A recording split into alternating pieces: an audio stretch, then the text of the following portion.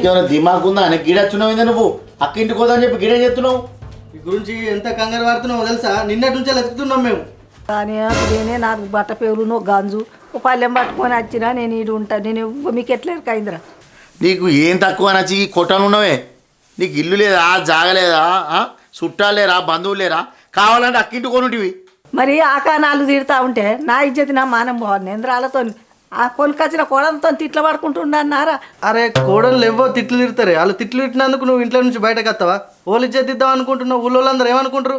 చెప్తే ఇద్దరు మోళ్ళు వాపినట్టు కదా. నేను భరించలేక వచ్చిన ఈడున్నా. నేను రాను కొడుక. ఊళ్ళో ఎవరు అత్తలు లేరు, కోడలు లేరు, వాళ్ళకు లొల్లులు అయితే లేవు. ఇక అందరు అత్తలు గట్టినే లొల్లి పెట్టుకుని వచ్చి ఇక్కడ కొట్టగానే ఉంటారా? నువ్వేం చెప్పక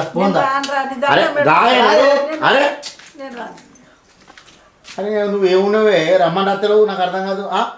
ఇప్పుడు నీకేం కావాలి? మా పిల్లలు వచ్చి నీ కాలు మొక్కి నేను తీసుకోపోవాలి. అత్త అట్లా మరి చూస్తా వాళ్ళనైతే తోడుకొని రాకుండా. నువ్వేమన్నావు వాళ్ళు ఏమన్నారు? ఇద్దరితో మాకు గండ ఉన్నది అన్న పోందా.